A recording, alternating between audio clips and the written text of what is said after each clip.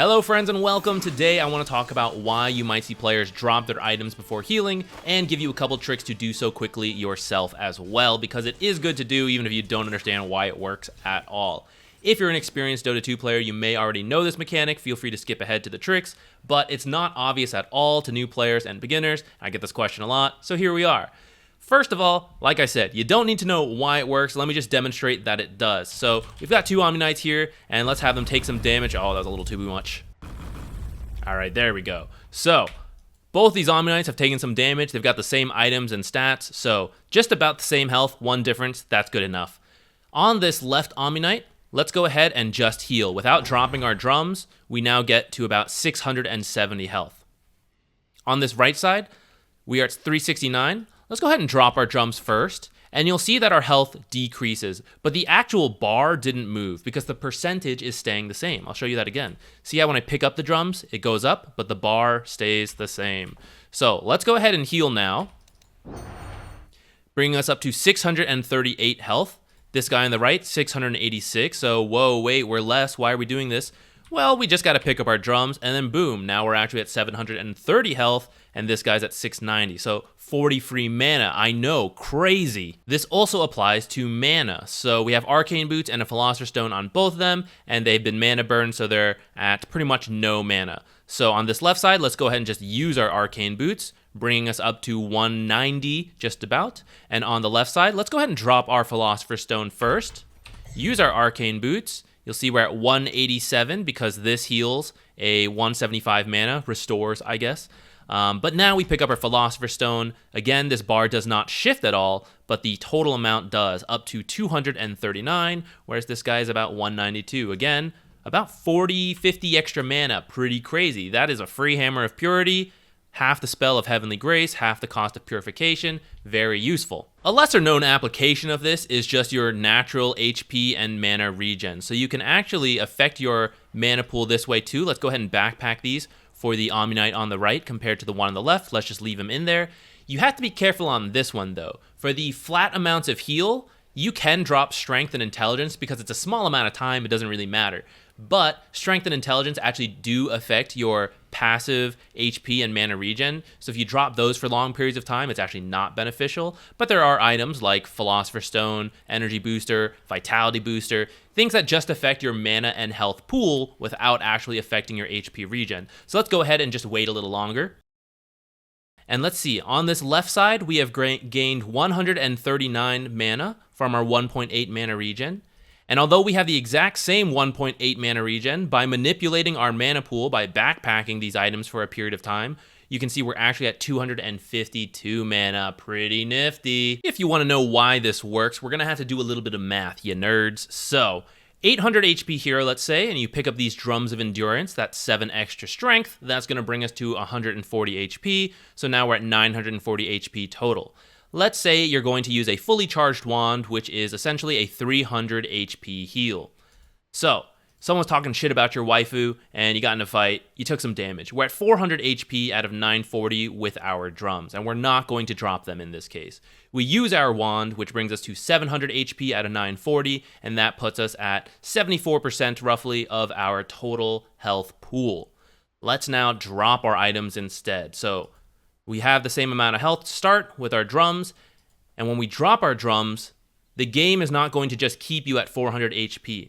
The percentage you were at is what is important here. So 42.55% when we're at 400 out of 940, and the game is going to preserve this percentage. Your max health pool drops down to 800 because we got rid of our drums or we backpacked them. Maybe we sold them in a fit of rage. We're now at 800. The game then puts you at 340 current health because that is what would get you 42% with your new health pool.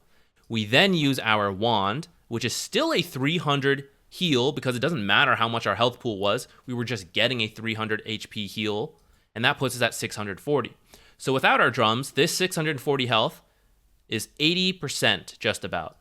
So when we rebuy drums, no longer angry, no longer in a fit of rage, it brings up our total health pool to 940. The game wants to keep you at 80% of your new health total, and so it moves you up to 752 health. Should you always be doing this trick? Technically speaking, yes, but there is going to be a cutoff when it's just not that useful anymore. So in the early game, it's much easier to manipulate your total health and mana pools because you don't have very many stats and you have some items that help you out. And so, for example, in this case, when I drop my arcane boots, we're going from 500 to 700. This is a big difference. But later, when we have like 2,000 mana and we drop our boots, like that's a smaller difference. So you'll still get something, but it's just a smaller amount. So at that point, it's kind of like not worth it as much. Now, where that falls, hard to say. It kind of depends what items you have, how your stat growth is, like what the situation of the game is, right? Like if you're mostly full mana and you're like, oh, do I do it for like 3 extra mana? Like, eh. But if you're like absolutely empty and a team fight's in the middle, right? It's like, I kind of need as much mana as I can get. Let's try to do this. So very much context dependent. But the other thing you have to consider is the limitations of how you do this trick. So there's 2 ways to do this, which I alluded to earlier. There's one, putting things in your backpack. But there's a downside here, which is as you bring them back, there is a cooldown timer of 6 seconds before these stats come back. The good side of this is that no one can steal your items, and you can do this while moving. So while you're moving, you can like backpack stuff. So a couple tricks to backpack faster if that's what you want to do. Instead of doing each item individually like this and then bringing each item individually back like that, and then having to wait for the whole cooldown, what you can do is just keep clicking and dragging. We're actually going to use the backpack cooldown to our favor, and so let's start with the drums, bring them out, and then we're going to click and drag the drums into the wand slot. This is going to swap the item, so now the wand's here. Then we do that with the bracer, and then boom. So now we don't have to wait quite as long. We still have to wait some time, but it's a little faster than doing each item individually. If you have an item that disassembles, like your arcane boots, you can do something like this as well to circumvent that 6-second wait time, and you can walk around, do your stuff, and then when you need them, you simply reassemble your boots by unlocking them, they recombine, and there's no cooldown, instant. Again, the danger is if something suddenly breaks out, you do have to move your mouse and like do this in the heat of the moment, because if you actually like you do this trick to try to get more mana, but if you forget to reassemble them and you cast a spell, it's actually more costly to you for the same reason this trick works, right? It's just like in reverse. The other way to do this is to drop your items on the ground. The benefit being is that there is no cooldown of your items, whereas in the backpack, it's 6 seconds. However, your item is now on the ground. And this is where people can come up and break your items and steal them. And that's not great. Suddenly the enemy has your items and you don't. It's a massive loss to net worth and it's very risky. So you don't really want to do this near the enemy unless you're very confident in how fast you are at this.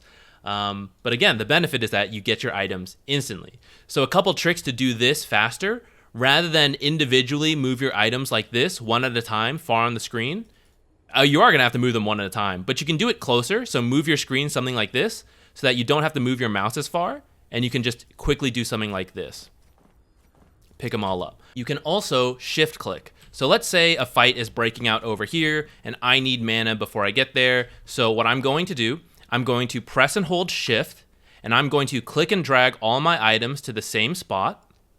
I'm going to activate Arcane Booth. You can even queue it up, still pressing and holding shift. And then we're going to pick up all our items. Because it's shift queued, this is all going to happen pretty much instantly.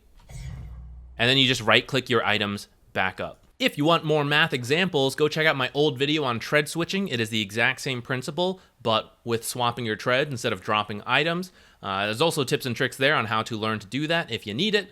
But other than that, I hope you found this video helpful, and I will see you in another one. Goodbye.